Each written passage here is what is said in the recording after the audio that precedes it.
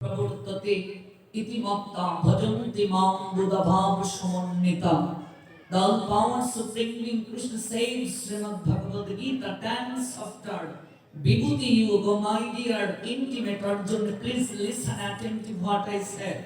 And the source of all spiritual and material worlds, everything emanates from me, the intelligent person, the meritorious person, who perfectly know the end is in my devotional service and worship me with all their hearts. Akamkaranophile, there is no truth superior to me. Everything rests upon me as colors sprung on thread. এই জগতে আমার থেকে শ্রেষ্ঠ আর কেউ নেই অর্জুন। সূত্রে যেমন মণিসমূহ গাথা থাকে, তেমনি সমস্ত বিশ্ব আমাকে ওতপ্রোতভাবে জড়িত থাকে। আমি জড় এবং চেতন জগতের সকল কিছুর উৎস। আমার থেকেই সকল কিছুর সৃজন হয়েছে। পৃথিবীতে আপনি যত মত দেখছেন, পথ দেখছেন, এমনকি ধর্ম দেখছেন, সকল কিছুই সনাতন থেকে সৃষ্টি। এই সনাতন ধর্ম যে পরম সত্যকে কেন্দ্র করে জগতে আবর্তিত হচ্ছে, সেই সত্য হলো বেদান্তের সত্য। সমগ্র তত্ত্বজ্ঞানী পুরুষেরা শ্রীমদ্ ভগবদ গীতাকে সমস্ত বৈদিক জ্ঞানের উৎস বলে স্বীকৃতি দিয়ে গেছেন। জীব উদ্ধারের জন্য যে তিনটিকে রাজমার্গ রূপে আখ্যায়িত করা হয়েছে, তার মধ্যে তৃতীয় প্রস্থানটি হলো স্মার্ত প্রস্থান, যেটিকে শ্রীমদ্ ভগবদ গীতা বলা হয়।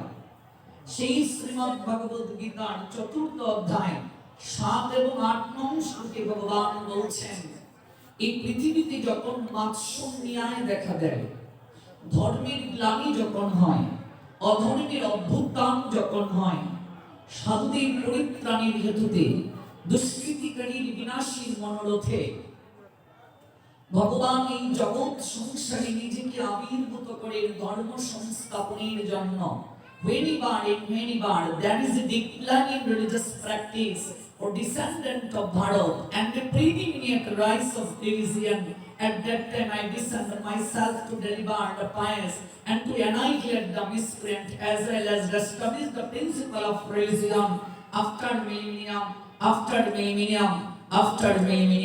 yada hi dharmasya glanir bhavati bharata অভ্যুত্থানম ধর্মস্য তদাত্মনম সৃজাম্যহম পরিত্রাণায় স্বামনাম বিনাশায় চ দুষ্কৃতম ধর্ম সংস্থাপনার্থায় সম্ভবামি যোগে যোগে।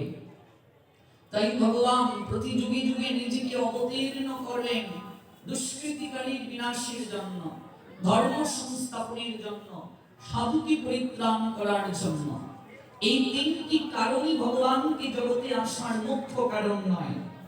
ভগবান জগতে মূলত আসেন লীলারস আস্বাদন করার জন্য। লীলারস আস্বাদন করার মাঝে যে পরমানন্দ, এই পরমানন্দময় ভগবান গ্রহণ করার জন্য, আচরণ করে জগৎকে শিক্ষা দেওয়ার জন্য ভগবান জগৎ সংসারে আসেন। তিনি যখন আচরণ করেন, এটিকে বলা হয় লীলা। এই লীলার মাঝে দুষ্কৃতিকারীর বিনাশ হয়, ধর্ম সংস্থাপন হয়, সাধুর পরিত্রাণ হয়।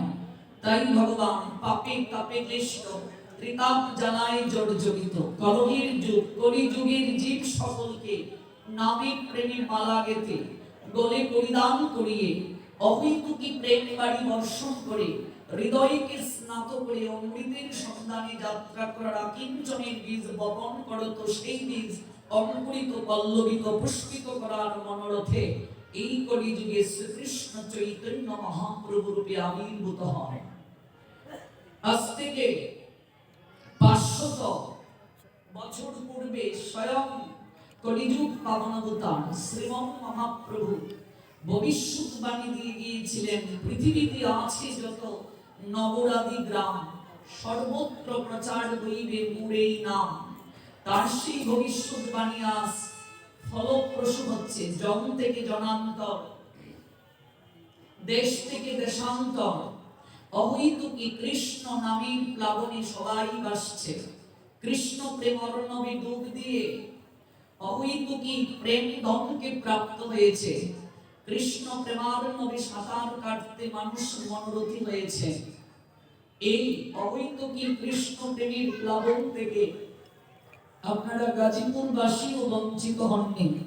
তাই তো বিশ্ব শান্তি সর্বজীবের মঙ্গল কামনায় 32 প্রহর ব্যাপী শ্রী শ্রী তারক ব্রহ্ম মহানাম যজ্ঞ অনুষ্ঠান এবং শ্রী শ্রী রাধা গোবিন্দের অষ্টকালীন লীলা সংকীর্তন করার অধিবাসীর প্রারম্ভিকায় এই অপ্রাকৃত যজ্ঞের আয়োজন করেছেন আপনারা বাংলাদেশের গাজীপুর জেলা শহরস্থ